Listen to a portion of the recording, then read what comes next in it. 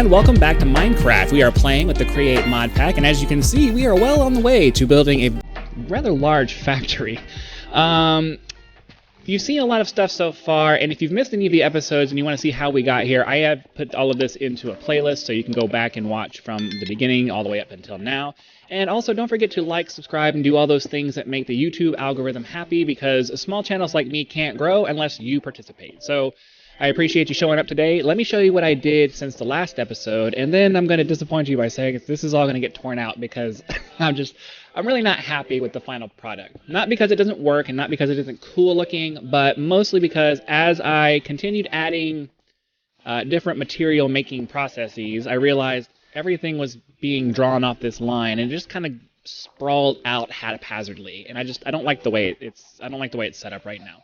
So I'm going to take you through everything that's here and why it's here and why it is the way it is, and then after we're done I'm going to tear it all out, and then you can come back tomorrow and see the hopefully more compact and efficient setup that's going to be here tomorrow.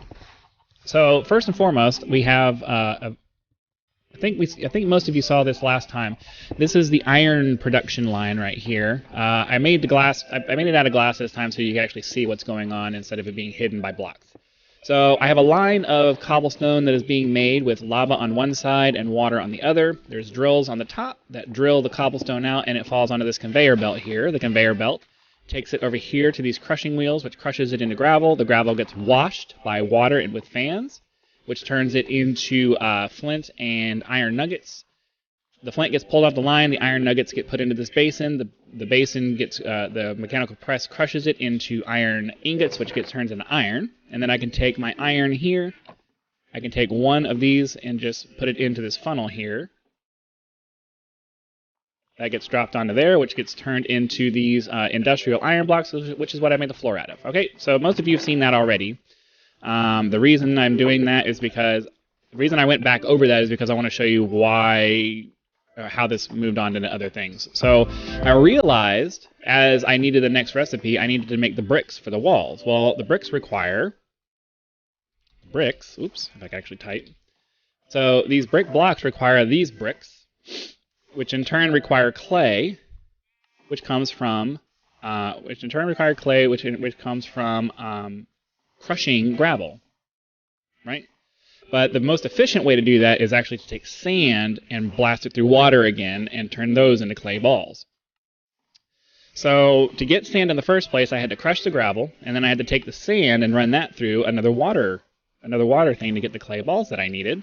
So if you came back yesterday, you knew that I was taking the excess gravel that was coming off of this line that wasn't getting processed through the water here, and I was trying to use that to crush that, but it got to the point where I wasn't getting any extra gravel anymore. So I was like, well, I need a more reliable process for this. So I have a tunnel over here that's actually splitting the gravel that I'm producing into two different lines. One line goes to the iron production, and the other line goes all the way down here to get crushed over here and then get washed. When the sand gets washed, it gets turned into the clay balls, and then when you heat up the clay balls, they get turned into clay bricks. Which I don't know if you guys have actually seen this part, but anyways, you can see the clay ball here is getting turned into a brick. And then when there's 4 bricks in here, this presses down and turns it into these bricks here. And I've used these bricks to for all of the walls for the entire factory floor down here. Then I realized, okay, well now I want to make an andesite production line. Well, the problem with that is that andesite requires a whole bunch of materials, and 2 of the materials that I need come off of this entire line. So I had to pull the flint off of the line over here before it got crushed by the crushing wheel, so the flint's coming back this way. And then I have yet another line of gravel coming back this way, because you mix the gravel and the flint and some lava, when you have the correct ingredients for that, that turns it into andesite.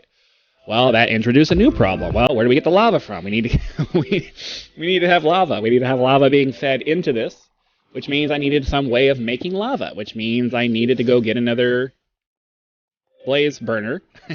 And the thing about these blaze burners is if you feed them a blaze cake. So let's look at the recipe for lava so you can follow along. So the recipe for lava is you can mix it by having a blaze burner who is fed these blaze cakes, and when you feed him the blaze cake, it superheats him. And then when you feed cobblestone in there, and you mix it in this superheated state, it turns into lava.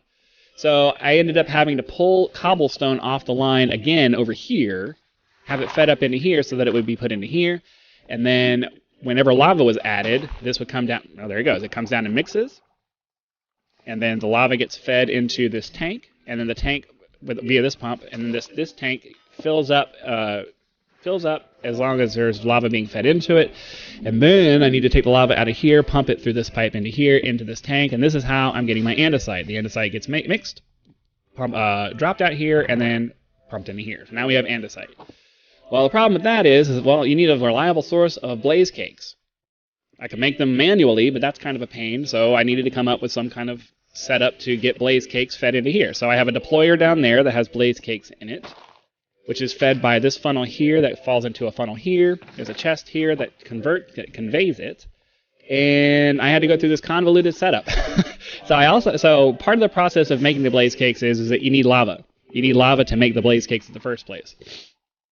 So right now I have a second pipe coming off of the bottom of the tank over here. The lava gets fed over this way and then up into this spout, and the way that this works, let me show you the recipe again so you can follow along. So for the blaze cakes, you need these blaze cake bases. So the blaze cake bases, when it gets mixed with lava, turns into a blaze cake, a full blaze cake that the blaze can eat to superheat him.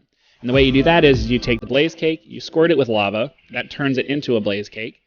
So whenever a blaze cake base comes out of this funnel here, it gets squirted by the lava here, which turns it into a full blaze cake. It gets fed through this system here, which drops it down to the deployer, and the deployer keeps trying to feed the blaze burner down here. It keeps trying to feed him until he's ready to accept a new one. So then the next natural step was, well, how am I going to get blaze cakes down here? So because the whole point is you want to minimize the number of steps that you personally have to take to make this work. So I'm trying to automate as much as I can so that all I really have to do is, ideally I'd like it to where it's just always producing andesite, but that's just not feasible because part of the process for making the stuff that I need, so we have to make the blaze cake, right? Well, part of the process is cinder flour. There's no way to generate netherrack. You need to grind netherrack into cinder flour, right? Which is an ingredient in the blaze cake that we need, right? So this is the only step in the process that I'm not able to automate, but I was able to automate the sugar and the egg part of it. So I'm going to go upstairs. I don't think I have a way out of here, so we'll have to run all the way back around. Sorry. So I was able to automate the egg and the sugar cane, or the sugar part of the whole process. So we'll go back upstairs. I'll show you that part, and then we'll be pretty much done for today. Sorry, it takes a little bit to get upstairs. Come on. All right. So obviously we need chickens to make the eggs. The chickens are in this chicken coop, which has a floor that is full of the andesite funnels, and they're all going down. So whenever a chicken lays an egg, it drops down into this bottom layer here, and the bottom layer has a bunch of conveyor belts set up so that it will pull all of any eggs on these two rows over to this conveyor belt, which is running out of the building. Okay. And then, so the eggs come out here and go into one of these chests. It goes into this chest, and then gets dropped onto this chute here, which brings it down to one of the conveyor belts that you saw downstairs. And the same happens for the sugar. The sugar gets picked up by this farm over here. I move my sugarcane farm over here.